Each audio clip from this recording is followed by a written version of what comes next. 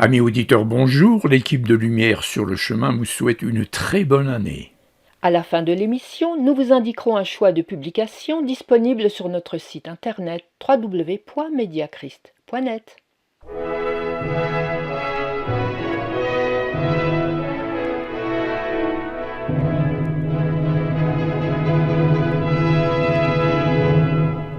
Chers amis auditeurs, nous voici entrés en 2022. Pendant tout le mois de janvier, nous allons souhaiter une bonne année à toutes nos connaissances. Alors nous aussi, nous vous souhaitons une très bonne année. Mais nos vœux ne sont pas comme ceux du monde. Les nôtres, ce sont des vœux de Dieu. Oula, explique. L'année dernière, nous avons calé nos vœux sur les promesses faites par l'Éternel à Moïse.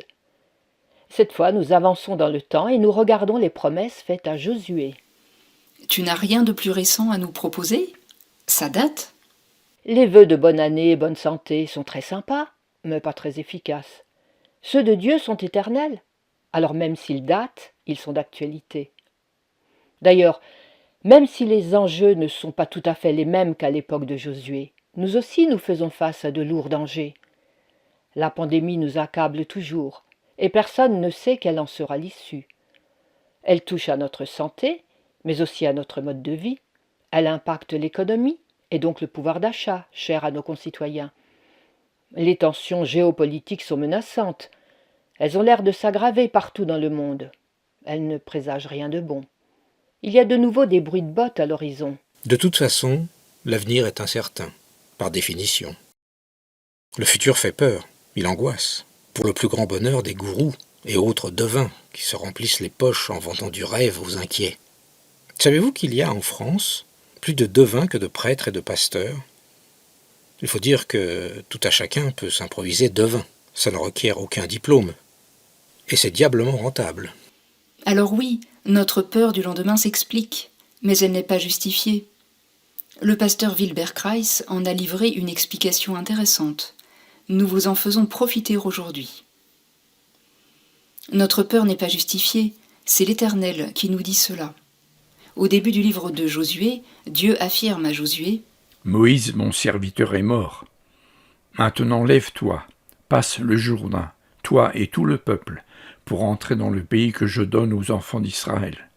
Fortifie-toi, prends courage, car c'est toi qui mettras ce peuple en possession du pays que j'ai juré à leur père de leur donner. Fortifie-toi seulement, et aie bon courage, en agissant fidèlement selon toute la loi que Moïse, mon serviteur, t'a prescrite. Ne t'effraie pas, et ne t'épouvante pas, car l'Éternel ton Dieu est avec toi dans tout ce que tu entreprendras. » La peur de Josué est compréhensible. Dieu lui donne l'ordre de faire traverser le Jourdain à tout le peuple. Mais le Jourdain, ce n'est pas un petit ru qu'on saute à pieds joints, c'est un fleuve impressionnant, sans pont, sans bac, sans secours possible. Et de l'autre côté, des peuples belliqueux sont installés solidement. Ils ont bâti des citadelles imprenables et ils sont armés jusqu'aux dents. Ils n'ont pas du tout l'intention de céder à Josué quelques hectares pour son peuple. C'est une situation effrayante. En entrant dans une nouvelle année, nous avons parfois peur, nous aussi. Nous avons vu mourir des parents et des amis. Notre santé est peut-être médiocre et nous fait craindre le pire. Quand sera-ce notre tour? Notre métier n'est plus rentable. Les fins de mois sont difficiles. Nos enfants n'ont pas de boulot stable. Nos amis sont menacés dans des pays en guerre. La liste peut être très longue. Chacun y ajoutera ses propres soucis. Aucun de nous n'a reçu une mission aussi difficile que celle de Josué. Pourtant, nous éprouvons souvent beaucoup de crainte devant une nouvelle échéance. Que sera 2022? Oui, notre peur est compréhensible si nous cherchons en nous-mêmes la force d'avancer pour franchir notre Jourdain qui représente les difficultés de notre vie. Alors les encouragements de Dieu sont importants. Le Seigneur nous prédit que si nous entrons dans ce fleuve sans Dieu, sans compter sur lui, en faisant fi de ses promesses, on va s'y noyer à coup sûr. Et si nous pénétrons sans lui dans la Canaan inconnue de l'an 2022, on se fera mal.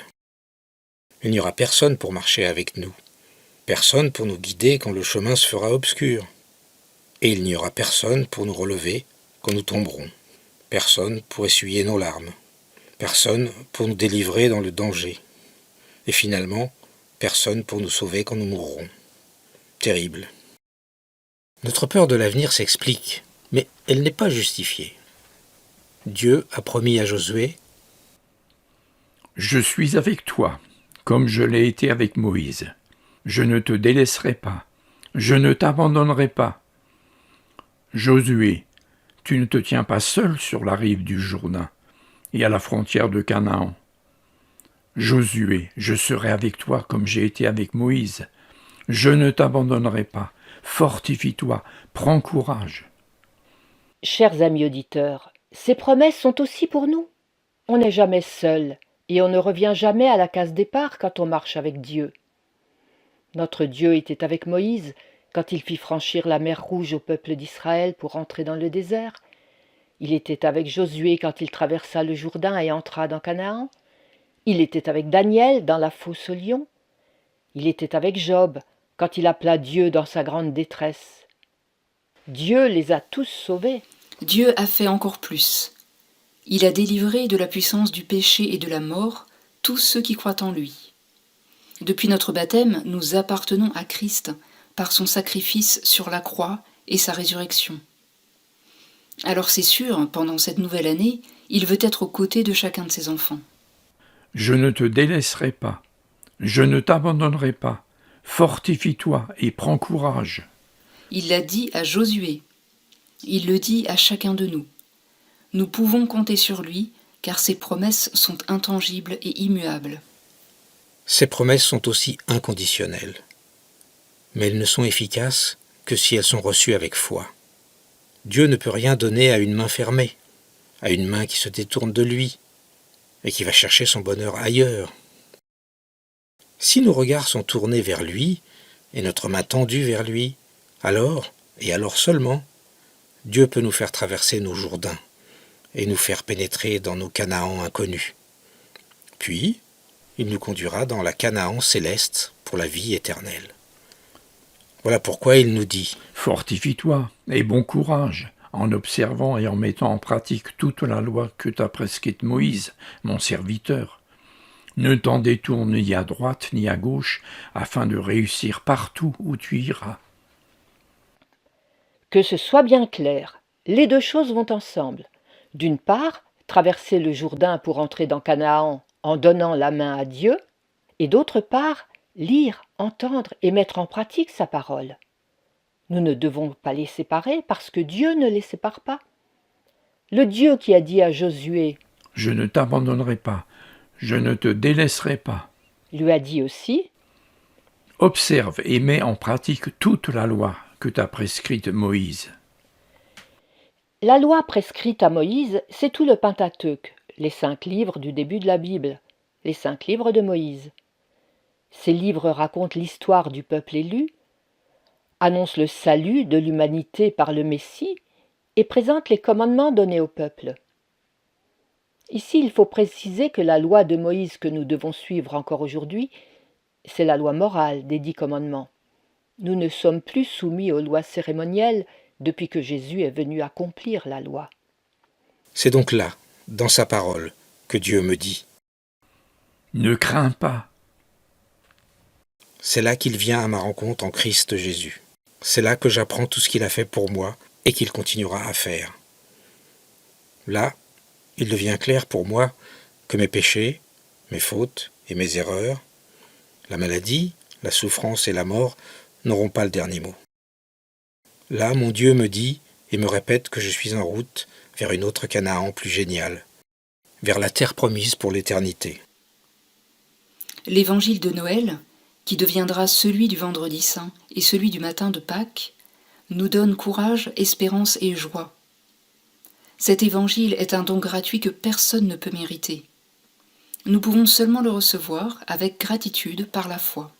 Alors bien sûr, nous ne ferons pas l'économie du passage du Jourdain. Nos chemins passeront par des eaux redoutables, par la citadelle de Jéricho, par les steppes où nous attendent les Madianites et les Philistins. Nous avons à franchir des obstacles. Nous devrons affronter des hommes qui nous veulent du mal. Nous aurons des difficultés à gérer, des peurs à surmonter. La vie du chrétien ne diffère guère de celle des incroyants. Dans ce cas, à quoi bon être un chrétien, me direz-vous? Eh bien, à cause de cette main qui se tend vers nous, la main du Créateur du ciel et de la terre, la main d'un Père aimant, la main d'un Rédempteur et d'un berger, une main forte et secourable. Cette main, il faut la saisir, sinon elle se tend vers nous en vain. La saisir, c'est tout simplement croire en Dieu, vivre de ses promesses et marcher sur son chemin. Le chrétien erre parfois, comme tous les hommes de ce monde. Il affronte l'inconnu, il marche dans la nuit, il s'essouffle, il trébuche et tombe. Mais parce qu'il marche avec Dieu, il retrouve son chemin, il se relève, il reprend courage. Il gravit un sentier qui le fait passer des ténèbres à la lumière, de la peur à la joie, de la mort à la vie. Ne t'ai-je pas donné cet ordre? Fortifie-toi et prends courage. Ne t'effraie pas et ne t'épouvante pas, car l'Éternel ton Dieu est avec toi partout où tu iras. Chers amis, c'est écrit là, dans la Bible. Dieu le dit à Josué et à chacun d'entre nous. Pour que 2022 ne vous fasse pas peur, pour que vous restiez confiants, même en souffrant, pour que votre cœur reste paisible et serein, pour que l'espérance attachée à Jésus-Christ guide vos pas et vous donne joie et bonheur. C'est ce que nous souhaitons de tout cœur à chacun d'entre vous. Bonne année bénie.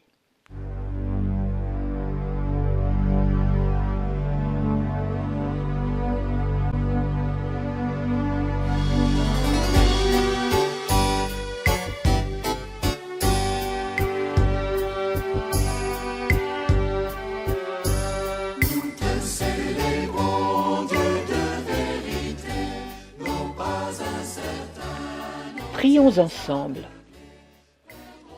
Seigneur notre Dieu, en ce début d'année, nous crions vers toi, secours-nous. Nous avons des projets plein la tête, mais la force et le courage nous manquent. Nous voulons offrir au monde ta parole de grâce, mais nos moyens sont fragiles. Nous voulons conformer nos vies à ta volonté, mais nous sommes si faibles. Seigneur, c'est ta force qui va nous soutenir tout au long de cette année. Tu l'as promis, et tes promesses sont fiables. Avec toi, nous vivrons dans la confiance. Amen. Célébrons Dieu de vérité, des murs élevés nous font prisonniers, fais-nous retrouver la vraie liberté, dont Jésus est signe et réalité.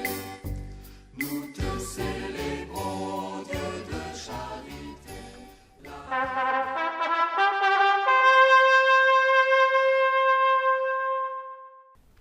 Les scientifiques nous annoncent que le Soleil s'éteindra dans 4 milliards d'années. Certains illuminés prédisent régulièrement la fin prochaine de notre planète. Ils avancent même des dates. Bon, jusqu'à présent, ils se sont toujours trompés. Sinon, je ne serais pas là pour vous en parler. La Bible nous dit-elle quelque chose au sujet de la fin du monde? Dieu a-t-il prévu de nous avertir?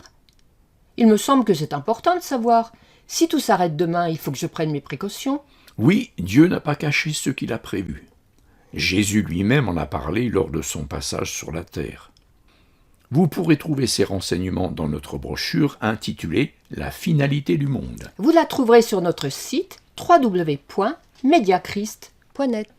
Voici donc la sélection du jour.